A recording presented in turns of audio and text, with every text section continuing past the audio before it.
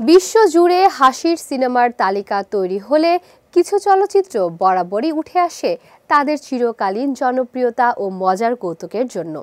হাসির সিনেমার তালিকায় বিশেষভাবে আলোচিত হয়েছে যে 5টি আইকনিক সিনেমা। এই তালিকার প্রথমেই যে নামটি আসে সেটি হলো সাম লাইক ইট নট, 1959 সালে মুক্তিপ্রাপ্ত রোমান্টিক কমেডি। দুই সঙ্গীত শিল্পী অপরাধীদের হাত থেকে বাঁচতে নারীর সাজে পালিয়ে যায়, যার ফলে তৈরি হয় একের পর এক হাস্যকর ঘটনা। চমৎকার সময় ব্যবস্থাপনা, সামাজিক ব্যঙ্গ এবং অনবদ্য অভিনয়ের কারণে ছবিটি 65 বছর পরও কমেডির রত্ন হিসেবে বিবেচিত।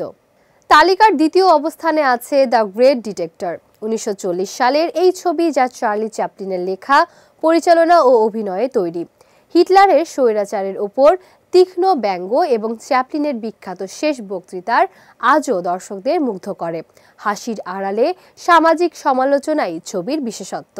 তালিকায় পরের অবস্থানে রয়েছে Monty Python and the holy great British comedy group. Monty পাইথনের অদ্ভুত ও ব্যতিক্রমী হাসির ধরনে নির্মিত কিং আর্থারের কিংবদন্তি মজার ছলে ব্যঙ্গ করা হয়েছে, যা আজও কাল্ট ফলোয়ারদের প্রিয়। এই তালিকার চতুর্থ স্থানে আছে ফার্গো কোয়েন ব্রাদার্সের ক্রাইম কমেডি, যেখানে বরফ ঢাকা শহরে ঘটতে থাকা অপহরণ ও খুনের মধ্যে অদ্ভুত হাস্যরস ফুটে ওঠে। গ্রাউন্ড হগ ডে, 1993 সালের ছবি, যেখানে একই দিনে বারবার পুনরাবৃত্তি হয়।